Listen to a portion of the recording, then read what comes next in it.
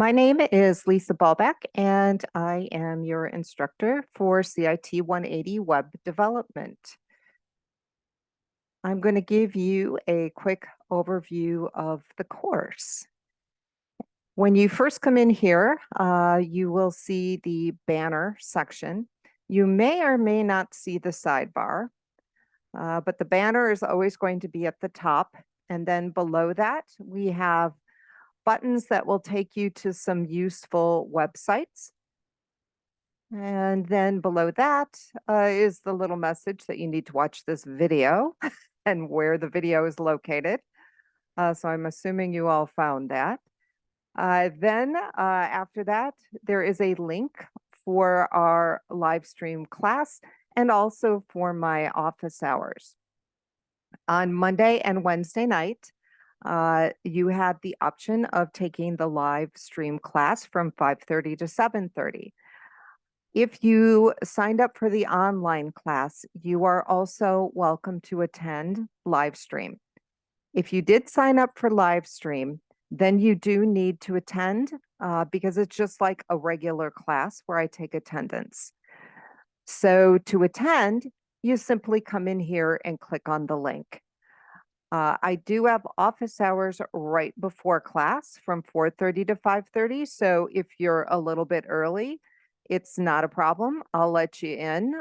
The office hours are in the same Zoom classroom that the class is in. Okay, so not a problem if you guys want to pop in early. So I use this link for the class and for the office hours. So the office hours are Monday and Wednesday before class, also Sunday evening from 8 to 10, and Tuesday from 3 to 4. I have a class on Tuesday at 4, so you'll notice I try to set the office hours before class so people can pop in early and ask questions.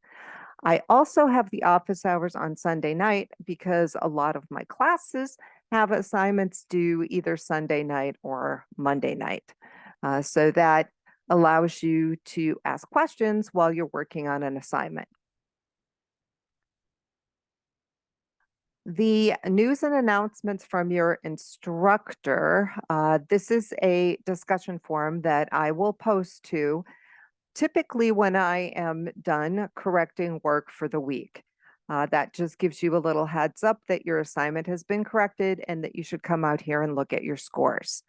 In this class, if you make a mistake, I will explain why you lost points, and you are allowed to fix the problem and resubmit if it is a web assignment. So we have textbook and we have lab assignments, and fixing your errors and resubmitting is a great way to learn more, which is why I let you do that. In fact, people often learn more by correcting their errors than by doing everything perfectly the first time. So typically I will post when I'm done correcting. I will also post announcements if there is something that all of you need to know, like, the web server went down or Moodle went down. I mean, usually it's kind of a big thing. So those announcements tend to go into your NMC email. So make sure you are checking that NMC email on a regular basis. The student question and answer forum is for you to ask questions to each other. If you have a question for me, you are better off emailing me or just coming into the live stream office hours and asking in person. Below that, I have links to our social media. What we post on social media are job opportunities, internship opportunities, and throughout the year, we have different CIT events that you can attend. Some are virtual, some are in person, and those events are also posted to the different social medias. And then as we scroll down, There are actually, I think, 15 lesson blocks. So I don't show them all to you at first because that is super overwhelming. So I try to, kind of ease you in week by week. I'll open a couple more. The optional section is just what it says, optional. These are different sites that you may find useful as you progress through the course. Lesson 1 is where you're going to want to start. And we have orientation activities, and we also have our web development overview. The orientation activities are pretty short. It's just to familiarize you with the class. And then the web development overview gives you a nice little background on web development in general. We will also be installing software this week so that next week you will be able to actually start creating web pages and transferring them to the web. One last thing I want to tell you in this overview is that when you go through the orientation, the syllabus is something that you're definitely going to want to read through, preferably print out or save to your computer because it is a PDF file.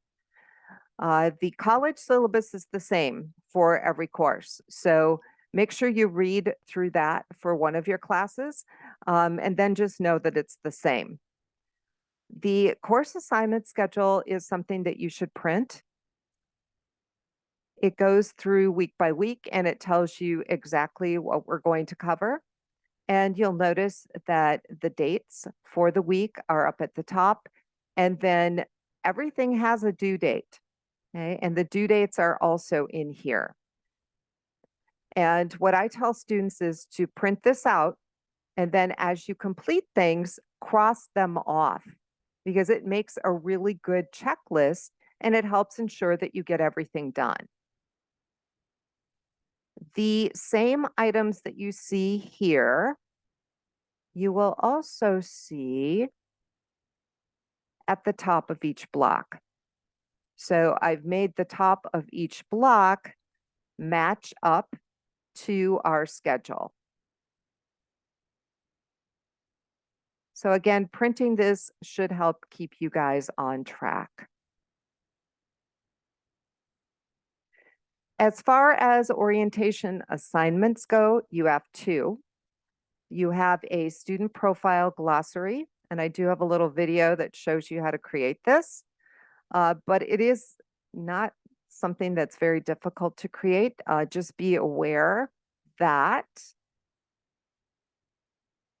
this is where the glossary shows up. So I did an example here for you to look at. Every time you come in to this class, you will see a different student display. So it's just a nice way to get to know everybody in this class. And to post, as I said, there is a separate video, but it's not very difficult to do this. All you do is add a new entry, key in your name, and then you're going to want to add a picture. Okay, and so I'm just going to quick go through this because this is probably the most important part is this picture. So here is the picture, and you'll have to give it a name.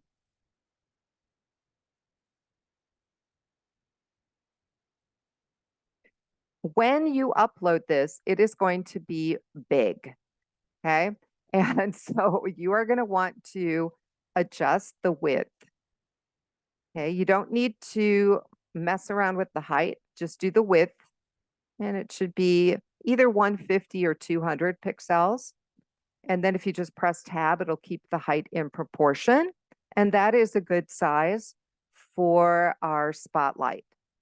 Okay, you'll have to give it some alt text. And then you can save it. And it will display. And then right below that, you can either put a quote that you like, or you can include some hashtags that are representative of you. And if you notice what I did both. So I did a quote that I like, and I also did some hashtags. So it's totally up to you what you decide to post there, but that is worth points. Okay, it is a graded activity. The other orientation activity that is graded is this discussion exercise. And I took this opportunity to tell you a little bit about my background. Only share what you are comfortable sharing. Things that I like to know would be, any nicknames that you prefer, what your major is, what your hobbies are. If you want to talk about your family, that's fine. If you want to talk about things that you like, you dislike, whatever it is that you're comfortable sharing is fine. And so what I did is I went through my background. So you kind of know the route that I took to get into teaching, the types of classes that I teach, and then what I do in my very limited free time. So I tend to overshare, so do not feel like you need to write as much as I did. So that is what you will be completing for the orientation. Make sure you have that done by Sunday, the 4th of September. There is a separate little video on lesson 1. So once you complete the orientation, make sure you watch the lesson 1 video.